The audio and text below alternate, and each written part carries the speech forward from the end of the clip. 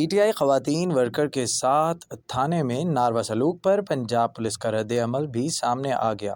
9 مئی کے واقعات میں ملوث زیر حراست خواتین کے ساتھ عزت اور احترام کے ساتھ پیش آیا گیا۔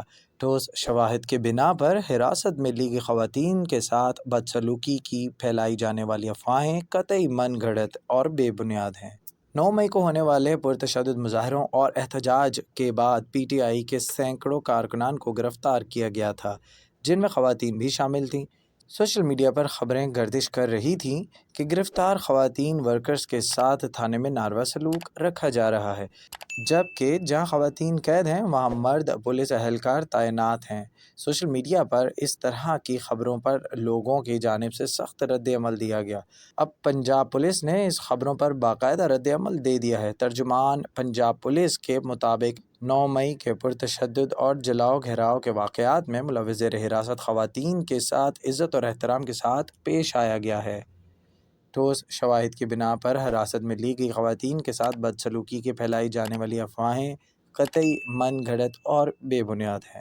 دوسری جانب لاہور ہائی کورٹ نے پی ٹی آئی کے 453 کارکنوں کی نظر بندیوں کے خلاف دائر درخواستوں پر پنجاب حکومت سمیت دیگر فریقین کو نوٹس جاری کرتے ہوئے 23 مئی کو جواب طلب کر لیا۔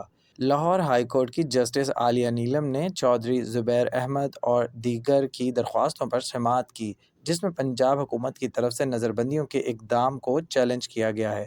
عدالت عالیہ کے روبرو دائر درخواستوں میں موقف اختیار کیا گیا ہے کہ سابق وزیر اعظم عمران خان کی گرفتاری کے بعد 9 مئی کے واقعات کی بنیاد پر پی ٹی آئی کے 453 کارکنوں کو نظر بند کر دیا گیا، جو خلاف قانون اور آئین میں دیے گئے بنیادی حقوق کی منافی اقدام ہے۔ عدالت سے استدعا ہے کہ ان غیر قانونی نظر بندیوں کو کالعدم قرار دیا جائے۔